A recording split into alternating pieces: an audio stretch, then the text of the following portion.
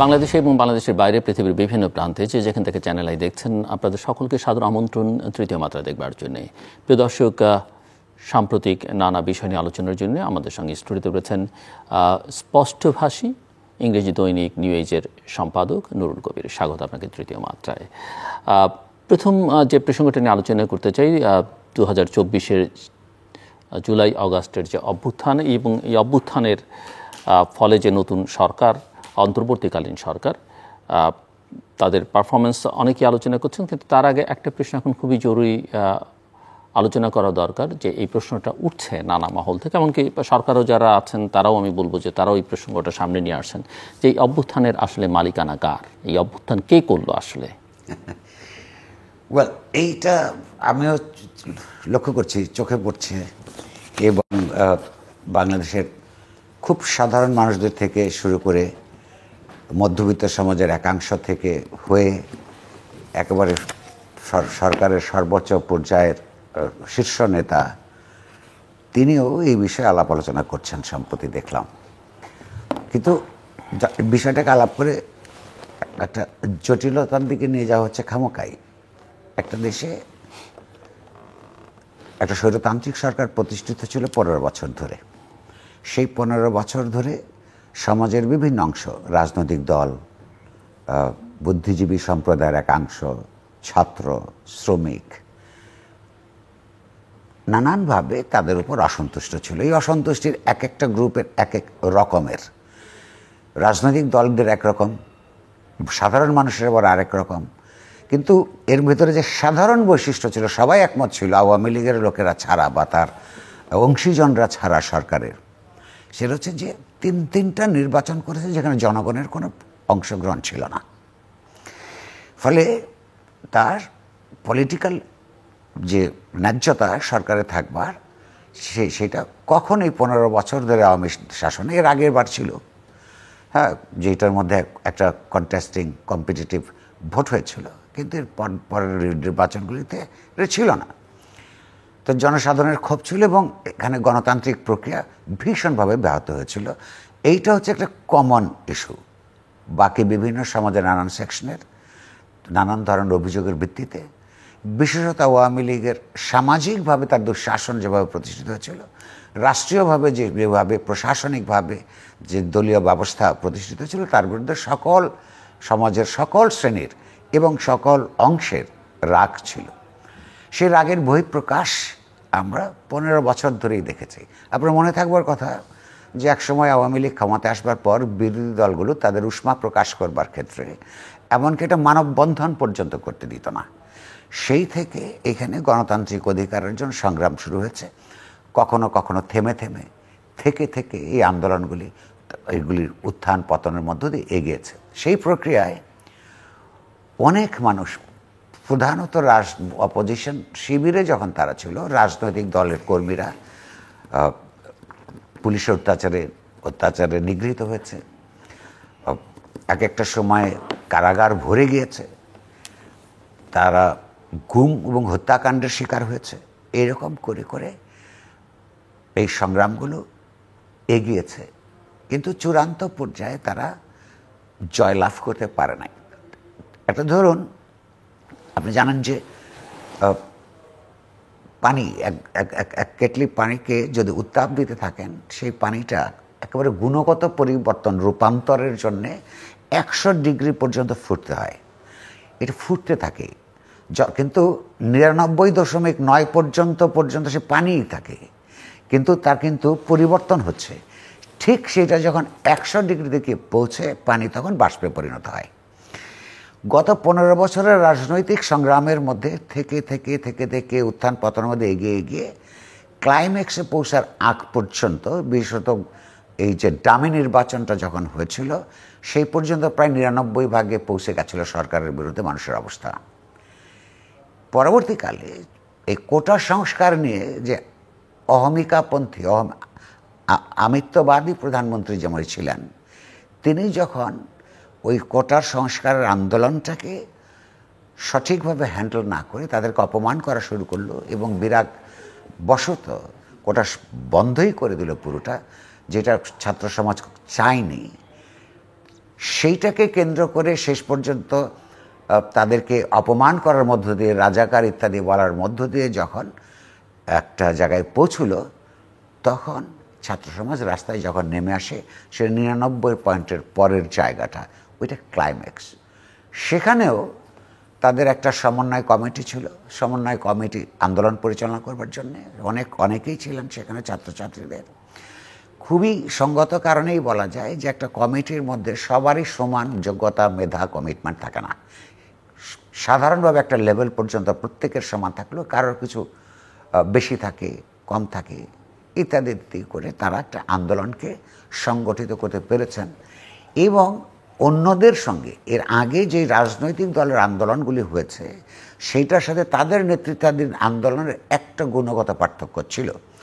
সেটা হচ্ছে, আমরা লক্ষ্য করেছি যে ধরুন অক্টোবর মাসে 28 অক্টোবরে বিএনপি যখন বিএনপি এবং তার সহযোগী সংগঠনগুলি যখন সমাবেশ, এত বড় লক্ষ লক্ষ লোকের সমাবেশ ঘটেছে, সেই সমাবেশের মধ্যে লেজের দিকে আওয়ামী লীগ এবং ডিবি হারুনের নেতৃত্বাধীন একটা পুলিশের একটা অংশ যখন লেজের দিকে সাবোটাজ করলো, তখন কয়েক মিনিটের মধ্যে মিটিংটা তারা রুখে না দাঁড়িয়ে মিটিংটা বন্ধ করে দিল, নেতৃবৃন্দ সহ।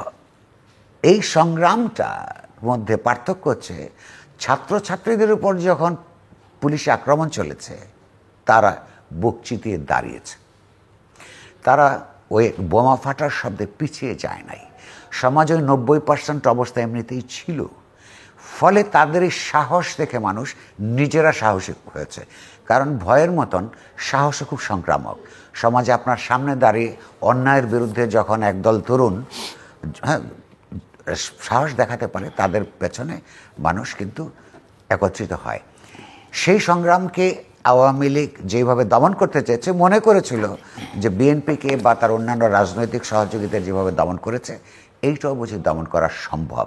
সেটা করতে গিয়ে যে এক্সেসিভ বল প্রয়োগ করেছে ভয়ঙ্করভাবে, সেইটার কারণে সঙ্গে সঙ্গে সমাজের অন্যান্য যারা ক্ষুব্ধ হয়েছিল, ক্ষোভে যারা তার ফুঁসছিলেন, সেই ক্ষোভটা এই ছাত্রছাত্রীদের উপর চাপিয়ে দাও অত্যাচার এবং হত্যাকাণ্ডের কারণে বিক্ষোভে পরিণত হয়।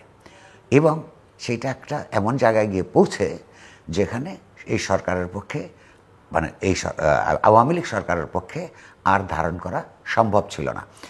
প্রতিদিন হত্যাকাণ্ড ঘটছে, প্রতিদিন সাধারণ মানুষ কোনো রকমের আদেশ নির্দেশের অপেক্ষা না করে তারা পরের দিন, বিশেষত প্রাইভেট বিশ্ববিদ্যালয়ের ছাত্রছাত্রীরা, পাবলিক বিশ্ববিদ্যালয়গুলো যখন বন্ধ করে দেওয়া হলো, হল হোস্টেলগুলো যখন শূন্য করে দেওয়া হলো, ওই বিশ্ববিদ্যালয়ের তরুণ তরুণীদের একত্রিত হওয়ার কোনো সুযোগ ছিল না, একেবারে এঞ্জেলের মতো করে, ফেরেশতার মতো করে প্রাইভেট বিশ্ববিদ্যালয়ের ছাত্রছাত্রীরা তার মধ্যে যুক্ত হলো। যুক্ত হওয়ার পরে আপনার লক্ষ্য করুন, প্রথমে এই যে ভয়ানক একটা কি বলে আর্থিক ইনফ্লেশনের মধ্য দিয়ে যে যাচ্ছিল দেশ, আপনার প্রান্তিক জনগোষ্ঠী প্রথম এসছে, আপনার বস্তিবাসী যার জীবনমান ভয়ঙ্কর নিচে নেমে গেছিল, তার রাগ ক্ষোভ সরকারের উপর ভয়ানকভাবে। এই প্রাইভেট বিশ্ববিদ্যালয় কলেজগুলির ছাত্রছাত্রীরা যখন নামলো, আপনি লক্ষ্য করবেন আশপাশের যত প্রান্তিক জনগোষ্ঠীর মানুষরা প্রথম যোগ দিল। এবং তারপর যখন হত্যাকাণ্ড সরকারের দিক থেকে চলতেই থাকলো, এবং ছেলে মেয়েদেরকে যখন আর এমনকি মধ্যবিত্ত ঘরের মা বাবারা, যারা অধিকাংশ সময়ে সমাজে কোনো উত্তাল পরিস্থিতি সৃষ্টি হলে তাদেরকে পেছন থেকে টেনে ধরে তুমি যেও না, অন্যরা করুক, তাদেরকেও যখন আর ধরে রাখতে পারলো না, তখন মায়েরা পর্যন্ত নেমে এলো। অর্থাৎ ইতিমধ্যে কিন্তু সংগ্রাম আপনার যেই তরুণ মূল নেতৃত্ব, তাদের জীবন তো অতিষ্ঠ করে তুলেছিল সরকার। তারা আন্ডারগ্রাউন্ডের মধ্যে আছে, নেটওয়ার্ক বন্ধ করে দিয়ে তাদের মধ্যে যোগাযোগ করার ব্যবস্থা নাই। যাদেরকে একটু অ্যাক্টিভ পেয়েছে তাদেরকে হারুনরা ধরে নিয়ে গেল, জোর করে বিবৃতি দেওয়ানোর চেষ্টা করলো। এই পুরো সময়টা আন্দোলনটা থেকে থেকে উত্থান পতনের মধ্য দিয়ে প্রতিদিনই কিন্তু উচ্চতর মাত্রায় বিকশিত হয়েছে। এগুলো হচ্ছে এক ধরনের ভূমিকা। অন্যদিকে এই 15 বছরের রাজনৈতিক দলগুলোর যারা তরুণ কর্মীরা, তাদের আপন আপন রাজনৈতিক দলের সুনির্দিষ্ট কর্মসূচির অভাবে বা এই আন্দোলনের সক্রিয় সমর্থন না দেওয়ার কারণে প্রথম কয়েকদিন নিজেদেরকে নিষ্ক্রিয় রেখেছিল, কিন্তু তারুণ্যের যে অন্তর্গত শক্তি, ওই রাজনৈতিক দলের নেতা নেত্রীদের নীতিগত সিদ্ধান্তের তোয়াক্কা না করে তারাও কিন্তু যার যার এলাকায় সারা দেশব্যাপী তারা সে আন্দোলনে অংশ করেছে। মিডিয়ার একটা বিশেষত প্রিন্ট মিডিয়ার বলবো বিশেষত একটা বড় ভূমিকা ছিল এগুলো মানুষকে পৌঁছে দেওয়ার জন্যে। দেশের বাইরে যারা আপনার সাইবার অ্যাক্টিভিস্ট আছে তাদের অন্তত কয়েকটা সেন্টার থেকে, ইউরোপের, আমেরিকার, এশিয়ারও কোনো কোনো অঞ্চলে, সেইখান থেকে এই আন্দোলনকে সমর্থন করে যে পাবলিক মোবিলাইজেশন হচ্ছিল, এগুলো সব মিলিয়ে আন্দোলনটা ক্লাইম্যাক্সের মধ্যে পৌঁছায়। প্রশ্নটা হচ্ছে যে তারপরেও নেতৃত্বের একটা ভূমিকা থাকেই, সবসময় স্বতঃস্ফূর্তভাবে সমস্ত ঘটনা ঘটে না। সেই নেতৃত্বের দিকে এই মানুষগুলো কিন্তু এই ছাত্রনেতাদের দিকেই তাকিয়েছিল, এবং এই হত্যাকাণ্ড এমন একটা পর্যায়ে যখন পৌঁছলো, আপনি লক্ষ্য করুন 3 তারিখের আগে, সম্ভবত 2 তারিখে আমরা দেখলাম যে রিটায়ার্ড সামরিক কর্মকর্তারা তারা একটা মিটিং করেছিলেন। সেই মিটিংটারও একটা ভূমিকা ছিল। কারণ কি, পুলিশ, র্যাব, বিজেপি প্রাতিষ্ঠানিকভাবে তার বিশেষত এই সংগঠনগুলোর নেতৃত্ব সরকারের আপনার তোষণ নীতির শিকার হয়েছিল।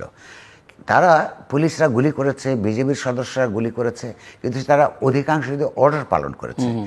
আরেকটা সবচেয়ে সংগঠিত শক্তি রাষ্ট্রের আর্মিকেও তলব করা হয়েছিল, কিন্তু ওই যে 2 তারিখের মিটিং, ওই 2 তারিখের মিটিং পরে 3 তারিখ সেনা প্রধানের মিটিংয়ে যখন একজন প্রাক্তন সেনাপতি বললেন যে আর্মির গুলি করা উচিত নয়, সম্ভবত সার্বিক রাজনৈতিক অবস্থা, মানুষের তেজোদ্দীপ্ত প্রতিরোধ এবং সেখানের অবরোধের মাত্রা ক্রমশ গভীরতা লাভ, এই সমস্ত পরিষ্কার পরিস্থিতিতে, এবং আর্মি চিফ যখন তার কিছু কিছু কমান্ডারদের দিয়ে মিটিং করলেন, সেই মিটিংয়ের যখন উনি পরিষ্কার টের পেলেন যে সেনাবাহিনীর কর্মকর্তারা, নিচের দিকে তো বটেই সোলজাররা, কর্মকর্তারা এই ধরনের অপকর্মের মধ্যে মানুষ হত্যা করার, আপন দেশে শত শত মানুষ ইতিমধ্যেই হত্যাকাণ্ডের শিকার হচ্ছে, তারা এইটার মধ্যে যখন আর অংশগ্রহণ করতে রাজি হলেন না, সেইটাও একটা অত্যন্ত গুরুত্বপূর্ণ ফ্যাক্টর হিসেবে কাজ করেছে। তো ফলে আপনার যে প্রশ্নটা ঠিক কে করেছে, মালিকানা কার, এটার নামই তো ছাত্র গণ অভ্যুত্থান। ছাত্র গণ অভ্যুত্থান ক্রমশ বিকশিত হয়েছে, সমস্যা তার মানুষের যে স্বতঃস্ফূর্ত বিক্ষোভ এবং তার পেছনের যে রাজনৈতিক চেতনা, এইটা মিলেমিশে এই একটা স্বৈরতান্ত্রিক সরকারকে ফেলে দিতে সক্ষম হয়েছে। ফলে সাধারণভাবে বললে মালিকানা সবার, কিন্তু এই কৃতিত্বটা ওই ছাত্র আন্দোলনের নেতৃত্বকে দিতে হবে যে অপরাপর রাজনৈতিক দলগুলোর মতন তারা খুব জীবনের হুমকির কথা, মৃত্যুর কথা চিন্তা করে কিংবা পরে কি হবে এটা না ভেবে তার যে রুখে দাঁড়িয়েছিল, সেখান থেকেই প্রথম সমাজের সর্বত্র সাহসের সঞ্চার ঘটেছিল। এখানে যে প্রশ্নটা এখন আসে যে অন্তর্বর্তীকালীন সরকারের প্রধান প্রফেসর মোহাম্মদ ইউনূস তিনি বলেছেন যে তারা ছাত্রদের দ্বারা নিয়োগকৃত। আমার প্রশ্ন হচ্ছে যে ছাত্র, আমরা জানি বৈষম্য বিরোধী ছাত্র আন্দোলনে একসময় আমরা শুনলাম 6 জন, তারপরে 65 জন, তারপরে 158 জন, 159 জন সমন্বয়, এবং তারা সবাই চেনেন কি না সেটাও একটা প্রশ্ন। এবং এটা একটা প্ল্যাটফর্ম বটে, এটা সংগঠন হিসেবে বিকশিত হতে দেখিনি আমরা দীর্ঘদিন, তারা একসঙ্গে কাজও করেননি। তো তিনি যখন বলছেন যে তারা ছাত্রদের দ্বারা নিয়োগকৃত, এই ছাত্ররা সবাই এখন এক আছে কি না এটা একটা প্রশ্ন। তার মধ্যে 3 জন তো সরকারে নানাভাবে আছেন, 2 জন উপদেষ্টা, একজন special assistant to the chief adviser, এবং এটা আসলে শেষ পর্যন্ত এটার ভবিষ্যৎ কি, এবং এর মধ্য দিয়ে যে সরকার, সেই সরকারের প্রায় 1.5 মাসের খানিকটা বেশি সময় তারা পার করলেন, তাদের পারফরমেন্স আপনি কি দেখেন? এখন এটা ছাত্রদের সরকার হিসেবে বিবেচনা করা হচ্ছে বা বলা হচ্ছে, সরকারের দিক থেকে বলা হচ্ছে। তো আপনি কি মনে করেন? এটা হচ্ছে সরকারের মধ্যে যারা আছেন তাদের অধিকাংশেরই রাজনৈতিক চেতনার মান পর্যাপ্ত মাত্রায় পৌঁছে নাই, যারা একটা রাষ্ট্র পরিচালনার ক্ষেত্রে ঠিক মতন ব্যবস্থা গ্রহণ করতে পারেন। কেন বললাম তার রাজনৈতিক চৈতন্যের মানের উন্নতা সম্পর্কে? ছাত্ররা নিজেরা বলেছে যে তারা কোটার জন্য আন্দোলন করছে। অগাস্ট মাসের 3 তারিখের পূর্বে মাঠের মধ্যে অবরুদ্ধ রাস্তায় গুলি খেতে খেতে হাজার হাজার নারী পুরুষ শিশু কিশোর তারা কিন্তু শেখ হাসিনার পতনের দাবি উত্থাপন করেছে। কিন্তু 3 তারিখের অগাস্ট মাসের 3 তারিখের আগ পর্যন্ত, এমনকি আর্মির ওই মিটিংটা হওয়ার আগ পর্যন্ত তারা এক দফার দাবিতে রাজনৈতিক আন্দোলনে যাননি। এবং তারা যেদিন এক দফা অর্থাৎ শেখ হাসিনাকে পদত্যাগ করতে হবে সেই ঘোষণাটা দেন, তারা কিন্তু সততার সঙ্গে একটা কথা বলেছে যে এটা আমরা আন্দোলনরত সংগ্রামরত জনতার দাবিকেই প্রতিফলন করছি মাত্র। তাহলে এই আন্দোলনটা পুরো সমাজের, পুরো জনগণের নানান অংশের, সেখানে ভ্যানগার্ড হিসেবে প্রথম সারিতে এই শেষ পর্বের যে আন্দোলনের নেতৃত্ব শুরু করেছেন ছাত্ররা। এখন এই সরকারের শীর্ষ ব্যক্তি বলুন কিংবা তার পরিষদের সদস্যদেরা বলুন, তারা যদি মনে করেন যে তাদেরকে ক্ষমতায় বসেছে ছাত্ররা, তাহলে কিন্তু ছাত্র বাংলাদেশে 18 কোটি লোকের কত শতাংশ? আবার সব ছাত্র একসঙ্গে আছে কি না, বা এখনো সেখানে ছাত্রলীগকেও আবার বাদ দিতে হবে। আচ্ছা, ছাত্রদলকেও বাদ দিতে হবে। হ্যাঁ, ছাত্রদলকেও বাদ দিতে হবে, মানে সংগঠন হিসেবে বাদ দিতে হবে। আমি মনে করি ছাত্রদল কিংবা বামপন্থী ছাত্র সংগঠনগুলি বরাবরই আন্দোলন সংগ্রামের মধ্যে ছিল, কিন্তু জাতীয়তাবাদী দলের কোনো সাংগঠনিক সিদ্ধান্ত এই ব্যাপারে ছিল না। তো প্রশ্ন হচ্ছে যে সবাইও যদি থাকে ছাত্রছাত্রীরা, তাহলে সেটা আমাদের পুরো জনগোষ্ঠীর কত অংশ? তো এইসব উপদেষ্টারা যখন, মানে আমি বাদ দেওয়া অর্থে ওই কারণে বলেছি যে বামপন্থী ছাত্র সংগঠনগুলো বা ছাত্র দল এদেরকে আবার ওই যে এই ছাত্র শক্তি বা বৈষম্য বিরোধী ছাত্র আন্দোলনের তারা আবার স্বীকৃতি দেয় না, দূরে রাখবার, সেই কারণে বলেছি। আমি তাদের ভূমিকা ছিল সেটা তো নিঃসন্দেহে বলবার অপেক্ষা রাখি না। তো এখন ছাত্ররা যদি তাদেরকে হলো ক্ষমতায় বসিয়ে থাকে, তারা ছাত্র গণ অভ্যুত্থানের ন্যায্যতার ভিত্তিতে সরকার প্রতিষ্ঠিত হয়, আর ছাত্ররা বসানো কিন্তু দুই কথা। এটা যে দুই কথা, এইটা আমি অধিকাংশ অ্যাডভাইজারদেরকেই বুঝতে দেখি না। এটাতে কিন্তু তাদের নিজেদের ক্ষমতার থাকার এবং আরও কিছুদিন কাজ করবার রাজনৈতিক ন্যায্যতা হারিয়ে যায়। পরের প্রশ্ন হচ্ছে যে এখন কি এই মুহূর্তে ছাত্র গণ অভ্যুত্থান পরবর্তী পরিস্থিতিতে সব ছাত্ররা এক আছেন? নাই। কারণ হচ্ছে এখন ছাত্রদল সক্রিয় আছে, তারপরে বামপন্থী ছাত্র সংগঠনগুলি তাদের আপন আপন নামে সক্রিয় আছে। এমনকি যেটা একটা আপাত দৃষ্টিতে অরাজনৈতিক বলতেন এই যে বৈষম্যবিরোধী ছাত্র আন্দোলন, তারা একটা পার্টি করবার সিদ্ধান্ত গ্রহণ করেছেন, সেইটার সঙ্গে সমস্ত ছাত্র একমত নন। সাধারণ ছাত্রছাত্রীরা ক্লাসে ফেরত গেছেন, তারা অনেকে ক্লাসে ফেরত গেছেন। তো ফলে সেই দিনকার যে অভ্যুত্থানের সময়কার যে ছাত্র শক্তি আর 1 মাস বা 40 দিন পরের ছাত্র শক্তি এক নয়। ইতিমধ্যে খণ্ডীভবন ঘটেছে, ভবিষ্যতে আরও ঘটবে। কিন্তু এইটা যখন অন্তর্বর্তীকালীন সরকারের সদস্যরা বলেন তারা বসেছে, তাতে কিন্তু ওনাদের ক্ষমতা থাকার ন্যায্যতা হারাবে। তারা ওই সমস্ত কায়দা কানুনের কথা অথবা রাজনৈতিক অসচেতনতাজাত এই ধরনের মন্তব্য করবার পরিবর্তে ইতিহাস বোধ সম্পন্ন হওয়ার চেষ্টা করা উচিত, এবং সেই কথাটা সৎভাবে বললে বরং তার ক্ষমতা থাকবার ন্যায্যতা বাড়ে। অর্থাৎ সারা দেশের মানুষের সম্মতির ভিত্তিতেই তারা ক্ষমতায় গেছে, তারা তো কোনো সাংবিধানিক পদ্ধতিতে নির্বাচিত হয়ে ক্ষমতায় যায় নাই। সেই ক্ষেত্রে তার ফাংশনটা কি হবে?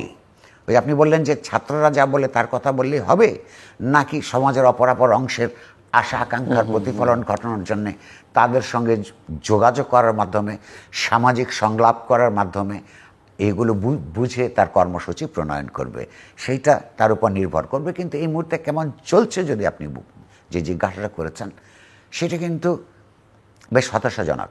যেমন ধরুন, শেখ হাসিনার সরকার ক্ষমতায় নাই, এটা একটা স্বস্তির ব্যাপার, কারণ তারা যেই ধরনের একটা মাফিয়া সাম্রাজ্য গড়ে তুলেছিল সেইটা সেই রকম প্রবলভাবে উপস্থিত নাই।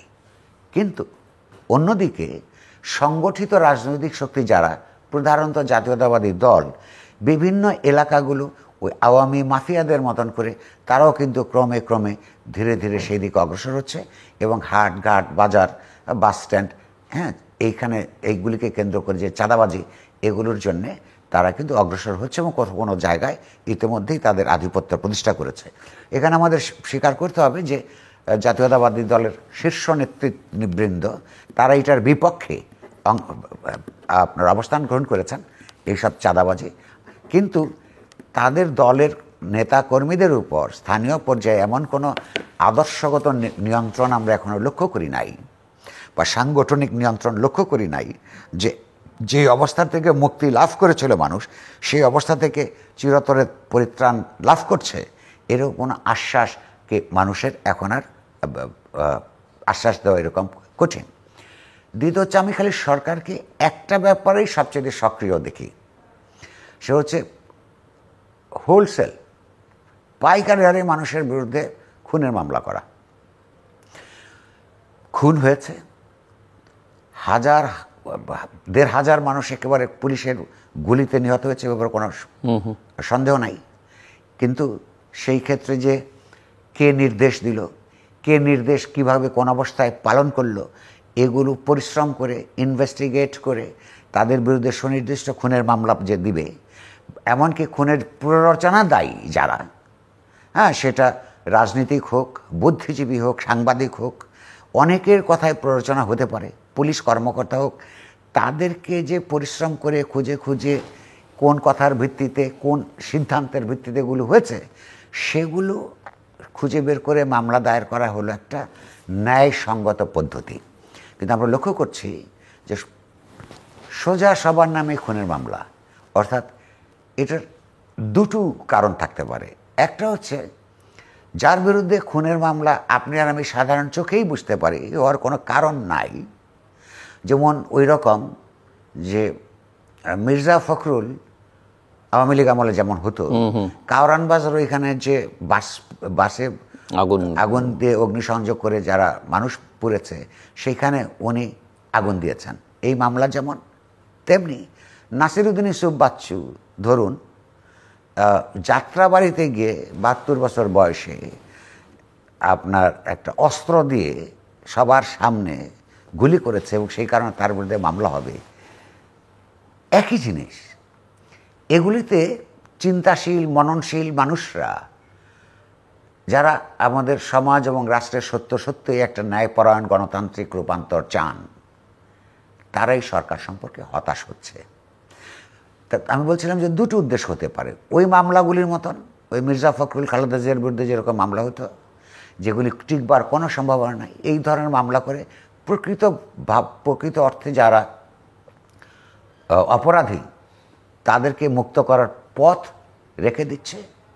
অথবা এই সরকার তার কমান্ড এই পুলিশ প্রশাসনের উপর, যেই পুলিশ ফিরে আসে নাই সেটা আসে নাই, যারা এসছে, যারা এই মামলাগুলো দায়ের করছে তাদের উপর কমান্ড নাই। তাদেরকে তারা কয়েকবার আপনার এই ধরনের মামলা বন্ধ করবার কথা বলেছে, কিন্তু এখনও হয়ে চলেছে। আরও একটা জিনিস খুবই বিপজ্জনক, লক্ষ্য করুন, অর্থাৎ সেই আওয়ামী প্রশাসন যেরকম ছিল সেই একই ধরনের অবস্থা এখনও বিরাজ করছে, এই অর্থে যে দুদিন আগে চট্টগ্রামে একজন মামলা করেছে, আপনার ওইটাকে কি কোর্ট বলে, ওই সাইবার ট্রাইব্যুনালে, যে কোথায় কার কোন কথায় যেন অধ্যাপক ইউনূস এবং ছাত্র আন্দোলন নেতা তথ্যমন্ত্রী নাহিদের মানহানি হয়েছে। এই মানহানির বিরুদ্ধে কিন্তু সাইবার ট্রাইব্যুনাল মামলা গ্রহণ করেছে। এইটার সঙ্গে ধরুন বুরুঙ্গামারী এলাকায় শেখ হাসিনার অন্যায় আচরণকে কেন্দ্র করে একজন একটা টেক্সট মেসেজ পাঠিয়েছে, তাকে যে সাইবার ট্রাইব্যুনালে মামলা নিয়ে তাকে ভোগান্তির শিকারে পরিণত করেছে, তার মধ্যে পার্থক্য কী? অর্থাৎ সমস্ত প্রবণতাগুলি এখনো পর্যন্ত উপস্থিত।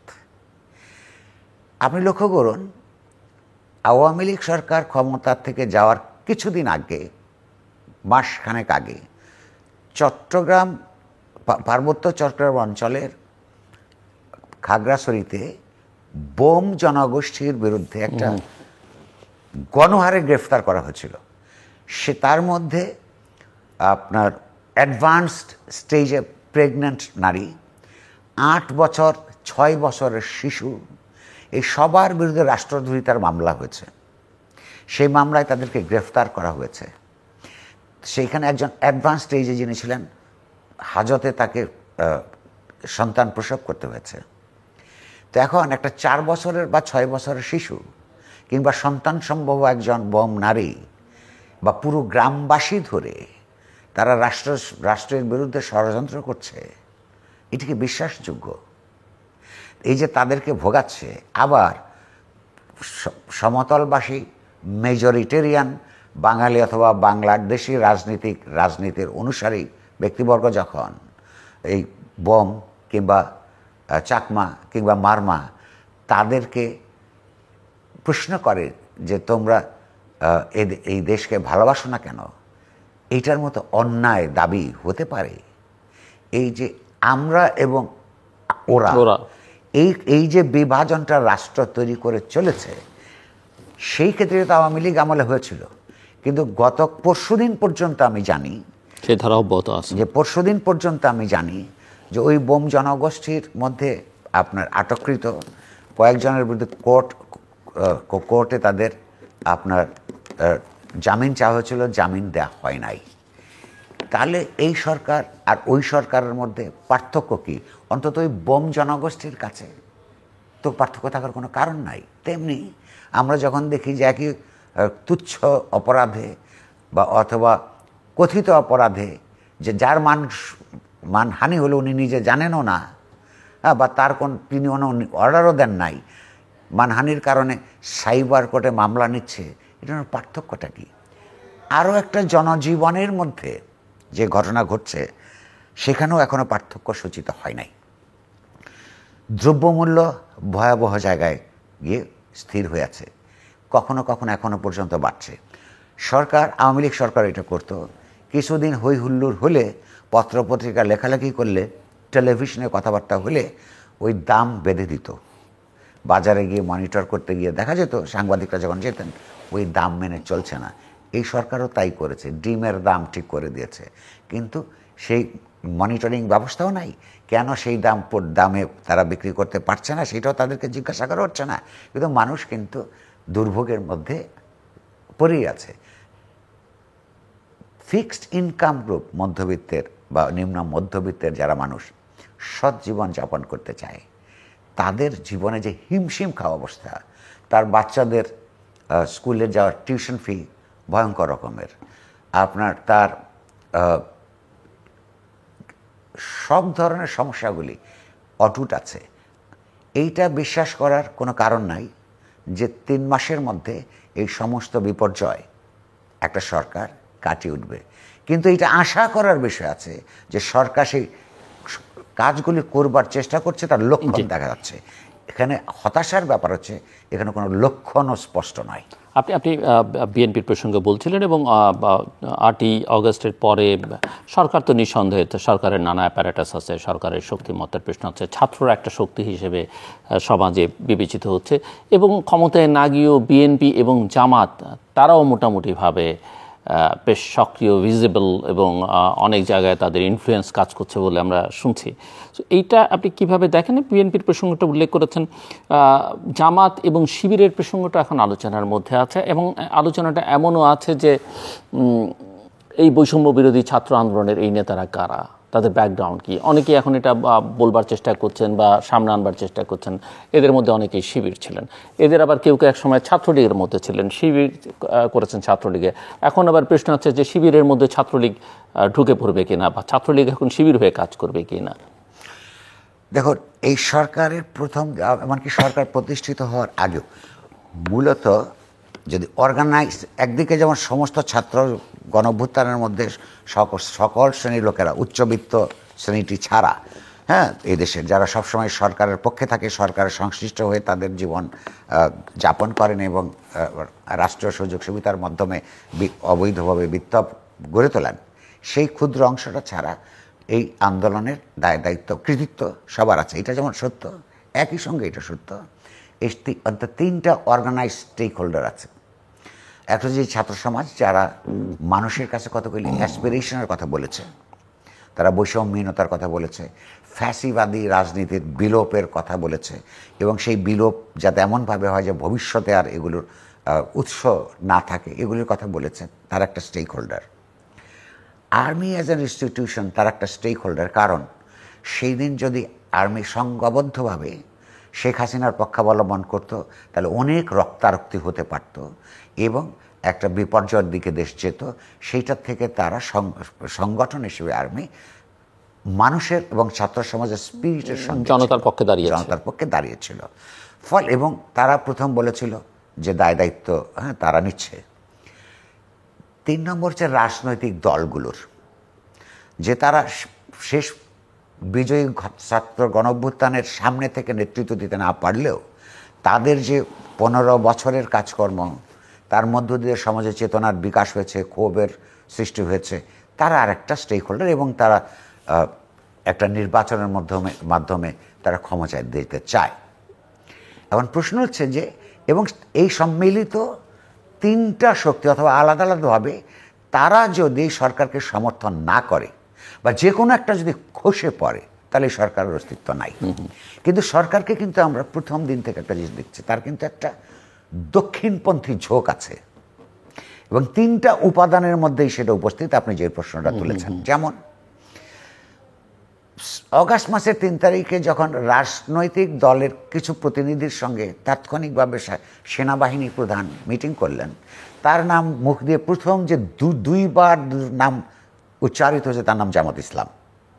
জামাত ইসলাম সেই মুহূর্ত পর্যন্ত একটা নিষিদ্ধ রাজনৈতিক দল, এবং সেই জামাত ইসলাম হচ্ছে বাংলাদেশের স্বাধীনতা যুদ্ধের ভেতর দিয়ে বাংলাদেশ আর্মি প্রতিষ্ঠিত হয়েছে। সেই স্বাধীনতা যুদ্ধে বিরোধিতা করার কারণে এখনো পর্যন্ত তার কোনো অনুশোচনা আমরা দেখতে পাইনি, অ্যাপোলজি করতে দেখি নাই। তার নাম 2বার উচ্চারিত হয়েছে। ডক্টর ইউনূস যখন ক্ষমতায় অধিষ্ঠিত হলেন, তিনি যে রাজনৈতিক দলগুলোর সঙ্গে মিটিং করলেন, সেখানে আমরা অত্যন্ত গুরুত্বের সঙ্গে জামায়াতের সঙ্গে মিটিং করতে দেখেছি, এবং অপরাপর ধর্মাশ্রয়ী রাজনৈতিক দলগুলোর সঙ্গে মিটিং করতে বলেছি ফার্স্ট রাউন্ডে।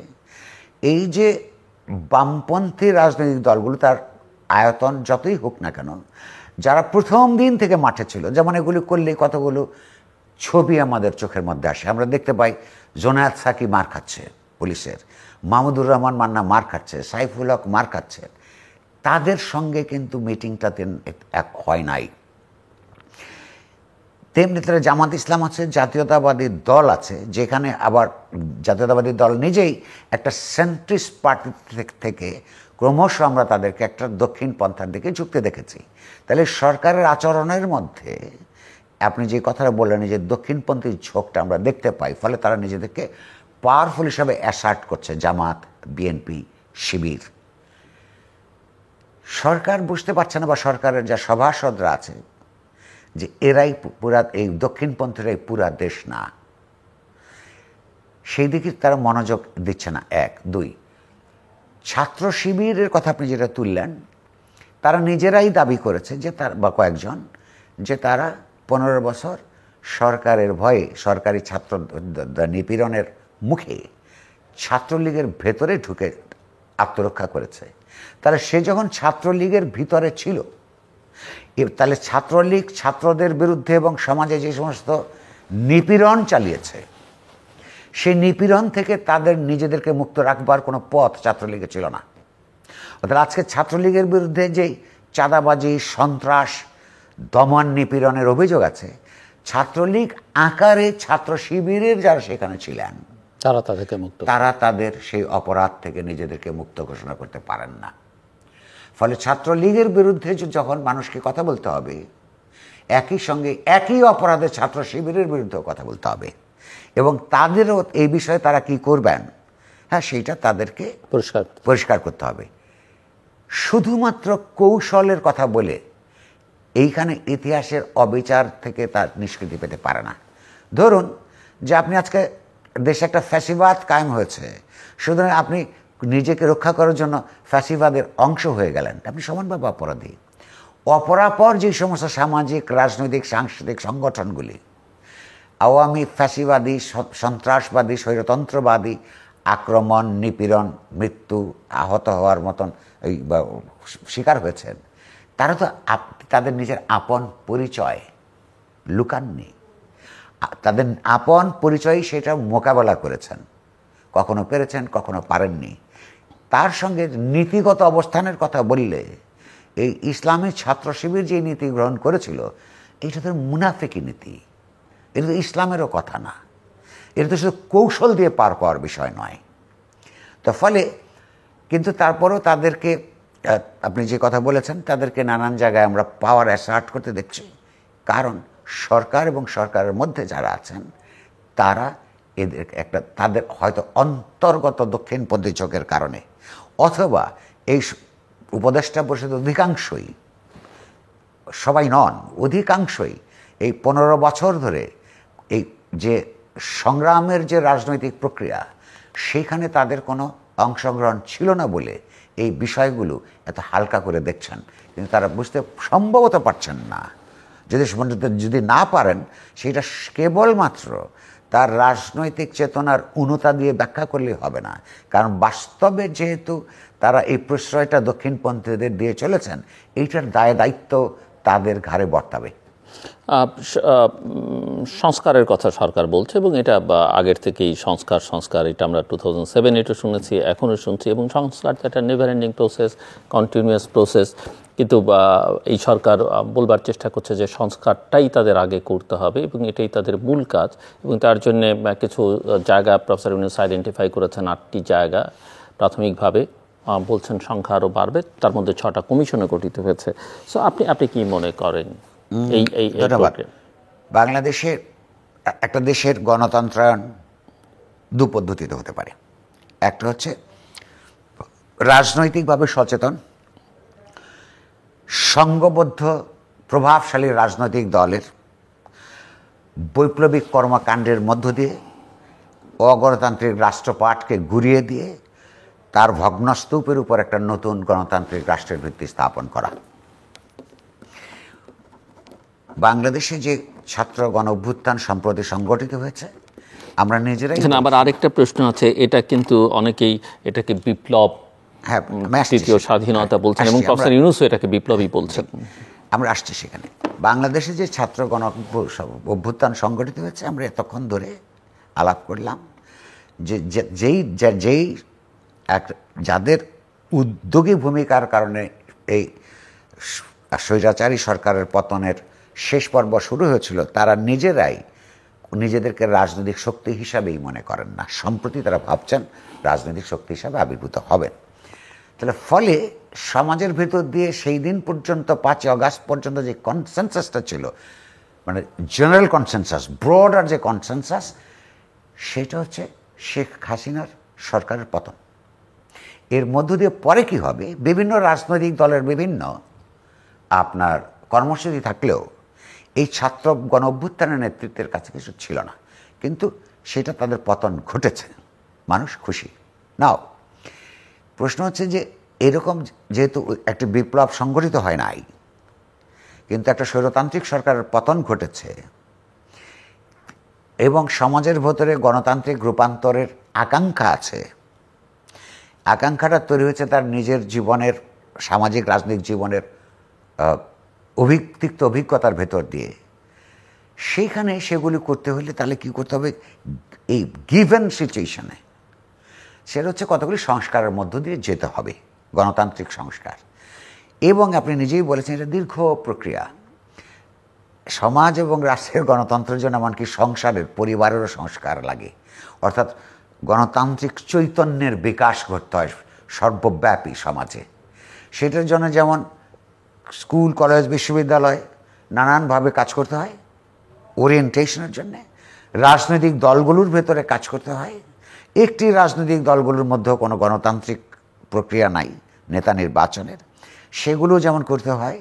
এবং রাষ্ট্রীয় যে প্রতিষ্ঠানগুলো আছে তার সিদ্ধান্ত গ্রহণের প্রক্রিয়াগুলি জনস্বার্থপরায়ণ হওয়ার কারণে গণতান্ত্রিকভাবে করবার দরকার পড়ে। অগণতান্ত্রিক আইন কানুনগুলিকে আপনার বাদ দিয়ে দিতে হয়। যদি আমরা এই ইভলিউশনারি পদ্ধতিতে যাই, তাহলে আপনি 3 দশকের কথা বলেছেন, আমার ধারণা এটা 3 দশক নয় 300 বছরও লাগতে পারে, কারণ এটা বিবর্তনের মধ্য দিয়ে সংস্কার চলতেই থাকবে পৃথিবীতে। সরকার দিক থেকে আপনি বলেছেন 6টা কমিশন গঠিত হয়েছে, আমি একটু সংশোধন করে দিই। আপনি 6টা কমিশনের এটা ঘোষণা হয়েছে, প্রধান নির্বাচন করে সেই কমিশনগুলোর টার্মস অফ রেফারেন্স কি, তারা কি করবেন, কি পদ্ধতিতে তাদের সদস্যদের নিয়োগ করা হবে, ক্রাইটেরিয়া কি, এগুলোর কিছুই এখনো হয় নাই। ফলে তাদের কর্মপরিধি কি, কতদিন ধরে করবেন, সেইটা তো ইউনূসের সরকার এখনো বলেন নাই। আমরা তো বারবার দাবি জানাচ্ছি, আপনি গণতান্ত্রিক সংস্কার করবেন অথচ একটা ওপেন এন্ডেড টেনিউর নিয়ে থাকবেন। গণতান্ত্রিক পদ্ধতিতে একদিনের জন্য অনির্বাচিত জনগণের যথাযথ পদ্ধতিতে গৃহীত জনগণের কনসেন্ট ছাড়া ক্ষমতায় থাকা যায় না। আমরা ইতিমধ্যেই আলাপ করেছি যে এক ধরনের রাজনৈতিক সামাজিক ন্যায্যতা আছে আপনাদের, কারণ হচ্ছে যেই সব শক্তিগুলি সমন্বিত প্রচেষ্টার মধ্যে স্বৈরতান্ত্রিক সরকারের পতন হয়েছে, সেই শক্তিগুলি এখনো পর্যন্ত আপনাদের সমর্থন দিয়ে যাচ্ছে। কিন্তু তাদের তো মনে করার কোনো কারণ নাই যেটা অনির্দিষ্টকালের জন্য সমর্থন দিয়ে দিতে পারবে। আমরা এই সরকার একটা বৈশিষ্ট্য খেয়াল করুন, তিনি যে সরকার, আমার ইউনূসের নেতৃত্বাধীন সরকার যে সংস্কার করবেন, কি ধরনের কাজ করবেন, কি তার বৈদেশিক নীতি হবে, এইটা কিন্তু প্রথম আমরা তার বিদেশিদের সঙ্গে বলা কথা থেকে শুনেছি।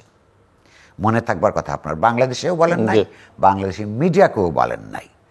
আবার এই যে 3টা মেইন স্টেক হোল্ডারের কথা আমরা বললাম, ছাত্র সমাজ, রাজনৈতিক দল এবং সামরিক বাহিনী, তাদের একজন এক পক্ষ থেকে আমরা 1.5 বছরের কথা আমরা একটা শুনেছি, সেনাপ্রধান, তিনিও বাংলাদেশের কাউকে বললেন না, বললেন রয়টার্সকে। তাহলে যারাই সরকারকে সমর্থন করছে তাদের রাজনৈতিক চেতনার মান, যে কোথায় কি কথা বলতে হবে, সেইটার সম্পর্কেই তো আমার সন্দেহ আছে। যেই দেশের মানুষ রক্তাক্ত অভ্যুত্থানের মাধ্যমে এই স্টেক হোল্ডারদেরকে সামনে নিয়ে এসছে, তারা দেশের মানুষ সঙ্গে প্রথম কথা বলে না, তাদের পলিসির কথা। ফলে এই স্টেক হোল্ডারদের বাইরে যারা ইন্ডিপেন্ডেন্ট চিন্তাবিদ বা মননের লোক, তাদের তো এই স্টেক হোল্ডার বিরুদ্ধে কথা বলতে হবে। যে আমি প্রথম শুনতে চাই, আমি বলতে এই দেশের মানুষ প্রথম শুনতে চাই প্রফেসর ইউনূস বলুন, কিংবা জেনারেল ওয়াকার বলুন, কিংবা মির্জা ফখরুল বলুন, কিংবা ছাত্র সমাজের যে কোনো নেতাই বলুন, আপনারা আপনাদের মনের মধ্যে বাংলাদেশকে নিয়ে কি রাজনৈতিক, অর্থনৈতিক, সাংস্কৃতিক এবং আইনগত সংস্কারের কথা ভাবছেন, সেইটা 40 দিনের বেশি অতিক্রান্ত হয়েছে। আমাদেরকে বলুন, দেশের মানুষকে বলুন, তা না হলে আমরা ধরে নিব আপনাদের মুখে যাই বলুন না কেন, আপনাদের দায়বদ্ধতা বিদেশিদের কাছে, এবং এইটা একটা স্বাধীন দেশের জনগণের জন্য অসম্মানজনক, এবং এই দেশের মানুষ শেষ পর্যন্ত অসম্মানকে মেনে নেয় না। তার সর্বশেষ প্রমাণ শেখ হাসিনার পতন। আপনি আরেকটা ছোট্ট কথা বলিনি গেলে, আপনি লক্ষ্য করুন, এই যে কয়েকশো তরুণের মৃত্যু হয়েছে, হাজার হাজার আহত হয়েছে, সারা জীবনের জন্য তার দৃষ্টি আপনার ফুরিয়ে গেছে, পঙ্গুত্ব বরণ করেছে। রাজনৈতিক দলগুলোকে, এমনকি সরকারকেও আমরা দেখতে পাই মৃত্যুর সংখ্যা বলছেন, আহতের সংখ্যা বলছেন না। এর মধ্যে কিন্তু ট্রিক আছে। আমাদের কতজন সদস্য মৃত্যুবরণ করেছেন, শহীদ হয়েছেন, সবাই বলছেন, এবং সেই সংখ্যা বা যারা মৃত্যুবরণ করেছেন গণতান্ত্রিক রূপান্তরের জন্যে, সেটা আদৌ সবাই তাদের সংগঠনভুক্ত ছিল কিনা, নাকি সমাজে কৃতিত্ব, রাজনৈতিক সুবিধা নেবার জন্য বলছেন, সেটা আমরা জানি না। সত্য হতে পারে, অসত্যও হতে পারে। কিন্তু আহতদের আমরা কতজন আহত ছিল বলেন না কেন জানেন? তারা তো বেঁচে আছেন। আহত আমাদের দলের লোক বললে তাদের কিছু দায় দায়িত্ব নিতে হয়। সম্ভবত এই দায় দায়িত্ব এড়াবার জন্যে একটা হচ্ছে দায় দায়িত্ব নিতে হয়, আবার আহতরা অস্বীকারও করতে পারে যে আমি আপনার দল করি না, বা আমি এই শক্তির সঙ্গে বা এই রাজনৈতিক পরিচয় আমার নয়, সেটা তারা বলতে পারে, হতে পারে। কিন্তু এই সমস্ত দলের কর্মীর সংখ্যাও কম নয় আহতদের মধ্যে। অবশ্যই অবশ্যই তাদের ভিতরে তাদেরকে কেউ দাবি করছে না, মানে দাবি করলে যে চিকিৎসা দেওয়ার, তার জীবনে পুনর্বাসন করবার যে নৈতিক দায়িত্ব চলে আসে, সম্ভবত এই রাজনৈতিক দলগুলি কি এমনকি সরকারও সেই বিষয়ে এখনো পর্যন্ত একটা সততার ভিত্তিতে সিদ্ধান্ত গ্রহণ করেন নাই। একটা প্রসঙ্গে যেটা আপনি উল্লেখ করলেন, জেনারেল ওয়াকারুজ্জামানের রয়টার্সের সঙ্গে সাক্ষাৎকারের প্রসঙ্গে, অনেকগুলো প্রসঙ্গ এখানে খুব গুরুত্বপূর্ণ। একটা হচ্ছে যে আমরা এই সরকার প্রধান বা সরকারের কাছ থেকে কিন্তু শুনিনি, অনেকদিন যাবতই আমরা বলছি যে কতদিন তারা ক্ষমতায় থাকতে চান। আপনিও আলোচনার মধ্যে একবার প্রশ্নটা তুলেছিলেন, সেটা তারা পরিষ্কার করেননি এবং অ্যাডভাইজারদেরও কেউ বলেনি। তারা বরং যে বার্তাটা দিচ্ছেন, এমনকি কোনো কোনো কমিশন, আপনি বলছেন পূর্ণাঙ্গ কমিশন হয়নি, টিওআর হয়নি, কমিশনের দায়িত্বপ্রাপ্ত ব্যক্তিবর্গ বলছেন যে এটা অনেক সময় সাপেক্ষ কাজ। মানে তাদের কথায় এটা বোঝা যাচ্ছে যে তারা অনেক দিন পর্যন্ত সময় লাগবে এই কাজগুলো করতে। কিন্তু জেনারেল ওয়াকারুজ্জামান খুব পরিষ্কার ভাষায় বলছেন যে তিনি 18 মাসের মধ্যে নির্বাচন করতে এই সরকারকে সহায়তা করতে চান। আমি সেটাই বললাম, 3টা স্টেক হোল্ডারের মধ্যে একজন অন্তত সময়টা আকাঙ্ক্ষা ব্যক্ত করার মধ্য দিয়ে একটা নির্ধারণ করেছেন। কিন্তু প্রশ্নটা হচ্ছে 1.5 বছরই আমি দিব কেন, অথবা 2 বছর দিব না কেন? এটা নির্ভর করে আপনি কি করতে চান তার উপর। আপনি তো সরকার চালাতে পারছেন না, পরিষ্কার দেখতে পাচ্ছি আমরা। কারণ যেই সমস্যাগুলো 3 মাস আগে ছিল, সেই সমস্যাগুলো এখনো আছে। কিছু কিছু ব্যাপারে সমস্যা বেড়েছে, যেমন ধরেন পুলিশের অনৈতিক কর্মকাণ্ডের জন্য হোক, কিংবা হলো ভয় পাবার জন্য হোক, সব পুলিশ নাই, এটা আমরা দেখছি। এটা তো পত্র পত্রিকা এখানে সেখানে তাদেরকে পরামর্শ দেওয়া হচ্ছে, লোকেরা অনেক লোক দিয়েছেন যে এইখানে বেকার, শিক্ষিত বেকারের সংখ্যা হাজার হাজার। তা আপনি কেন 2000 অফিসার শর্ট টার্মে রিক্রুট করে ট্রেনিং দিয়ে আপনার রাস্তায় পুলিশ অফিসার বানিয়ে দেন না? ওদেরকে তো এখানে যুদ্ধ করতে যেতে হচ্ছে না, হাতে একটা স্টিক থাকলেই হবে। তারপরে তাদের যেই সমস্ত ট্রেনিং দরকার হয় ধাপে ধাপে সেটা হবে, সরকার তো করছে না। কিংবা বাজার মনিটরিংয়ের জন্য তার লোক কোথায়? কিংবা অপরাধীদেরকে যথার্থ পদ্ধতিতে মামলা দায়ের করবার জন্য, দুদকের মাধ্যমে ইনভেস্টিগেশন করবার জন্যে আমি তো কোনো প্রক্রিয়া, মানে সেই ধীরলয় সেই প্রক্রিয়া তো দেখছি না। অর্থাৎ সরকার তারা চালাতে পারছে না। সেক্রেটারিয়েটের ভিতরে সরকারের সিট যেগুলো, প্রতিদিন কেবলমাত্র কিছু পোস্টিং ট্রান্সফার হচ্ছে, সেগুলো আবার বদলানো হচ্ছে। এই গ্রুপ বলছে এটা ঠিক না, এই গ্রুপ বলছে ওটা ঠিক, এইগুলো চলছে।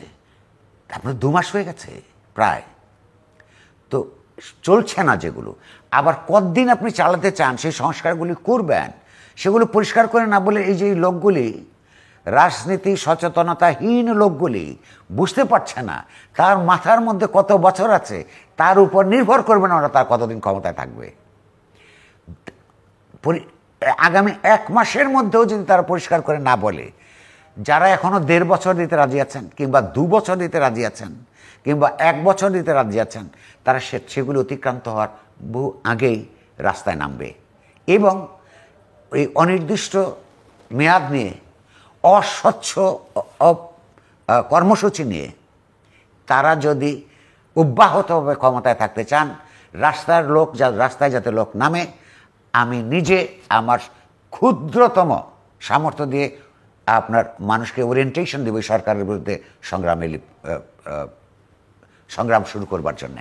শেষ প্রসঙ্গ যেটা একটু আলোচনা করতে চাই, সেটা হচ্ছে যে এই যে সংস্কারের আলোচনা হচ্ছে, অনেকেই মনে করেন যে রাষ্ট্রের কাঠামোর একটা আমূল সংস্কার দরকার, এবং সেখানে কনস্টিটিউশনটা, আপনি নিজে একসময় সেকেন্ড রিপাবলিকের কথা লিখেছেন, আমার অনুষ্ঠানে আমার মনে হয় এর আগে বহুবার বলেছেন যে এই সংবিধান দিয়ে আসলে বাংলাদেশের সমস্যার সমাধান হবে না।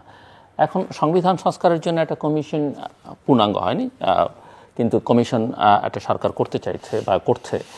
সেখানে প্রশ্ন হচ্ছে যে সংবিধান কি এখন পুনর্লিখন, নাকি সংবিধান সংশোধন, নাকি সংবিধান নিয়ে কী হবে, বা সংবিধান নিয়ে কাজ করার এখতিয়ার এই সরকারের আছে কি না, কমিশনও যদি কিছু করে সুপারিশ পায় সবার সঙ্গে আলোচনা করে সেটার কিভাবে সমাধান হবে? Any idea from you? দেখুন, এই যে দ্বিতীয় রিপাবলিকের কথা বলছি আমি, বা কীভাবে এই রাষ্ট্র গণতান্ত্রিক রাষ্ট্র করে তুলেছে, আমি 1990 থেকে বলা শুরু করেছি। আমার একটা প্রবন্ধ আছে, কারণ আমাদের একটা দুর্ভাগ্যজনক একটা অভিজ্ঞতার মধ্যে দিয়ে আমরা গেছি। কারণ 1990 সালেও একটা ছাত্র গণ অভ্যুত্থান হয়েছিল, তার মাধ্যমে একটা সামরিক সরকারের পতন হয়েছিল, এবং আমাদের নিজের চোখের সামনে বেদনার সাথে আমরা লক্ষ্য করেছি যে সেই রাজনৈতিক গণ অভ্যুত্থানটি কী করে সাংবিধানিক গর্ভপাতে পরিণত হয়। আমার প্রবন্ধটার নামই ছিল এটি গণতন্ত্র সম্ভবা ছাত্র গণ অভ্যুত্থানের সাংবিধানিক গর্ভপাত। কারণ যেই সংবিধানটা সেখানে একটা অগণতান্ত্রিক রূপে বিদ্যমান ছিল, পুরো রাজনৈতিক ছাত্র আন্দোলন এবং শ্রমিক কৃষকদের সহ, তখন আপনার মনে আছে যে স্কপ বলে একটা সংগঠন ছিল, যেটা এই শ্রমিক কর্মচারী ঐক্য পরিষদ, যেটা এই বিগত আন্দোলনের মধ্যে এত সংগঠিত রূপে আসে নাই। এত মানুষের আশা আকাঙ্ক্ষা যে গণতান্ত্রিক আকাঙ্ক্ষা একটা সংবিধানের মধ্যে, অগণতান্ত্রিক সংবিধানের মধ্যে ঢুকিয়ে দেওয়ার মধ্য দিয়ে সেগুলোকে একটা অ্যাবর্শনের মতো হয়ে গেল, ওই বৈপ্লবিক রূপান্তরটা আর হলো না। ওই তখন থেকেই আমরা বলতে কীভাবে একটা গণতান্ত্রিক সংবিধান এবং রাষ্ট্র তৈরি করা যায়, আমরা লিখিতভাবে বক্তৃতায়, আপনার এই অনুষ্ঠানে বছর 3 আগে খুব ঝুঁকিপূর্ণ একটা বক্তব্য বলেছিলাম যে এই সংবিধান তো আমি মানি না। আপনি আমার উপর চাপিয়ে দিয়েছেন যে এই সংবিধান আমি মানি না। আচ্ছা, রাষ্ট্রদ্রোহিতার মামলা করে নাই, কেন করে নাই আমি জানি না, কারণ তারা জানে যে এটা কেন মানি না তার রাজনৈতিক দার্শনিক একটা যুক্তি আমাদের আছে, সেটা কোর্টকে শুনতে হলে এটা খুব সহজভাবে তারা নিষ্পত্তি করে দেবে, বা তেমন নয়। কিন্তু একটা আমি আগেই বলেছি, যেই বৈপ্লবিক পরিবর্তনের মধ্য দিয়ে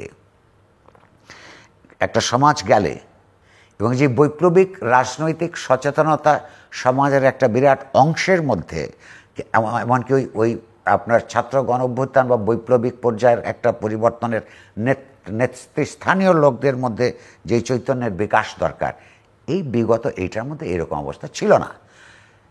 সেখানে আমরা কনস্টিটিউয়েন্ট অ্যাসেম্বলি কেন করতে হয়, যদি এরকম অবস্থা যেত, কনস্টিটিউয়েন্ট অ্যাসেম্বলি করতে হতো, কিংবা কেন পার্লামেন্ট আর কনস্টিটিউয়েন্ট অ্যাসেম্বলি এক না, অথবা কীভাবে কনভেনশন করে এক ধরনের কিছু করা যায়, যেখানে যে কোনো অবস্থায় ধরে একটা পরিবর্তিত ড্রাফটের উপর কেন একটা গণভোট অপরিহার্য, এগুলি আমরা আলাপ আলোচনা করেছি।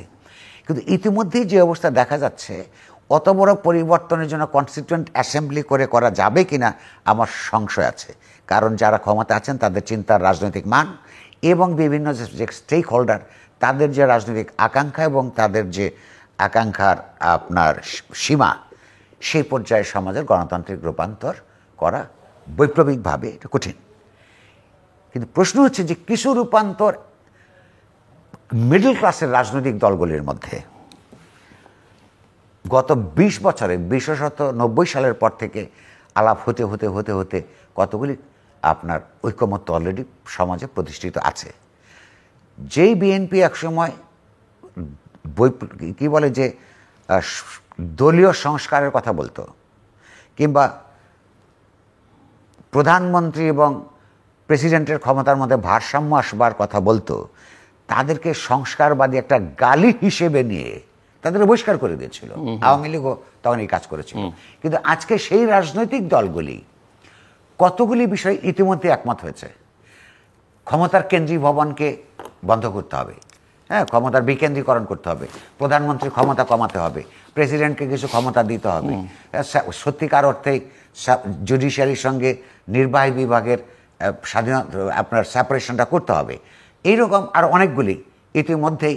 ইভেন সেনাপ্রধানও বলেছেন রাষ্ট্রপতি প্রধানমন্ত্রীর ক্ষমতার ভারসাম্য, সেনাবাহিনীর পলিটিসাইজেশন বন্ধ করতে হবে এবং তার জন্য রাষ্ট্রপতির কাছে সেনাবাহিনীর দায়িত্ব দেয়া, এই কথাগুলো আপনি লক্ষ্য করুন। তাহলে এই কথাগুলো সমাজে আলাপ হতে হতে, আলোচনা হতে হতে সমস্ত পার্টি এবং সব স্টেক হোল্ডার একমত, এইটুকু তো করা যায়। সেটার নাম আপনি পুনর্লিখন দিন কিংবা সংশোধন দিন, এটা তো কমপক্ষে এটা করা যায় এবং সম্ভবত এটা হবে। এটা হওয়ার জন্যে কারণ এই আকাঙ্ক্ষা অলরেডি সমাজে আছে। রাজনৈতিক দল হিসাবে কতগুলি অপোজিশন পার্টির যে সংস্কার কর্মসূচি বামপন্থীদের আছে, বিএনপিদের আছে, অন্যান্য আপনার এমনকি দক্ষিণপন্থী দলগুলোর কিছু প্রস্তাবনা আছে, তো সেগুলো তো রেডি হয়ে আছে। কিন্তু তারপরেও তারা মেয়াদের কথা কেন বলতে পারে না? মানে এটা বুঝতে পারছে না। যদি তারা কনফিউজ হতে পারে, আসলেই বুঝতে পারছে না, সততার সঙ্গেই তারা বুঝতে পারছে না এই সংস্কারগুলো করতে কতদিন লাগবে। কিন্তু অনেকদিন না বুঝতে পারলে তাদেরকে তো বুদ্ধিমান লোক হিসেবে মানুষ গ্রহণ করবে না। আর নির্বুদ্ধিমান লোকদের উপর তো রাষ্ট্রের ভার বেশি দিন বেশি দিনের জন্য দেয়া যায় না। আর এটা যদি বুদ্ধির সমস্যা না হয়ে অন্য কিছু হয়, সেটা তো তারা বুঝতে পারছে না বোধহয়। মানুষ তাদেরকে অন্যায্য ক্ষমতার লোভ হিসাবে শনাক্ত করবে। অনেক অনেক এই সমস্ত বদনাম থেকে, কারণ ব্যক্তিগতভাবে এরা প্রত্যেকে প্রায় সজ্জন, নিজেদেরকে এই সমস্ত বদনাম থেকে রক্ষা করবার জন্যে মাথার মধ্যে ঢুকানো দরকার যে কোনো সরকার আনলিমিটেড ক্ষমতা নিয়ে থাকে না, কোনো সরকার অনির্দিষ্ট কালের জন্য ক্ষমতা রাখতে পারে না। বাংলাদেশের মানুষের গণতান্ত্রিক আকাঙ্ক্ষা ন্যূনতম পর্যায়ে যেগুলো ইতিমধ্যেই মতৈক্য আছে সমাজে, সেগুলো বাস্তবায়ন করে নির্বাচন দিয়ে তাদের সসম্মানে আপন আপন পেশায় ফিরে যাওয়া উচিত। অনেক ধন্যবাদ মিস্টার নুরুল কবির। দর্শক, কথা বলছিলেন ইংরেজি দৈনিক নিউজ সম্পাদক নুরুল কবির। এবং এই কথা বলে শেষ করতে চাই যে শেখ হাসিনার বিদায় বাংলাদেশের প্রায় সকল মানুষকে একটা স্বস্তি দিয়েছে, কিন্তু সামগ্রিকভাবে পরিস্থিতিটা এখন যে জায়গায় দাঁড়িয়ে আছে, অস্বস্তি বোধ সবার মধ্যে আছে। এবং এই অস্বস্তিটা দূর করতে পারে প্রধানত ক্ষমতায় যারা আছেন, এবং সেটা যদি তারা না করেন, ইতিমধ্যেই কেন সেই অস্বস্তিটা তৈরি করেছেন সেটা মিস্টার নুরুল কবির বলবার চেষ্টা করেছেন, সেটা যদি তারা না করতে পারেন, অস্বস্তিটা তাদেরকেও স্পর্শ করবে এবং সেটা তাদের যত খ্যাতি দেশের ভেতরে বা দুনিয়া জোড়া থাকুক না কেন, সেই অস্বস্তি বা এমনকি সেটা অসম্মানের জায়গা পর্যন্ত চলে যেতে পারে। সেখান থেকে রক্ষা করবার একটাই উপায়, যেটা বারবার বলা হচ্ছে, যে একটা রোডম্যাপ, আলটিমেট গোল কি সেটা পরিষ্কার করা, যে বিষয়গুলোতে ইতিমধ্যেই একটা কনসেনসাস মনে হচ্ছে আছে, সেগুলোর নিষ্পত্তি কীভাবে করা যায় সেটা খুঁজে বের করা, এবং এক ধরনের স্ট্র্যাটেজিক কমিউনিকেশন বিভিন্ন স্টেক হোল্ডারদের সঙ্গে, যেটা দৃশ্যমান নয়, সেটা তৈরি করা। আমাদের সঙ্গে থাকবার জন্য অসংখ্য ধন্যবাদ। আপনাদের সবার জন্য শুভকামনা।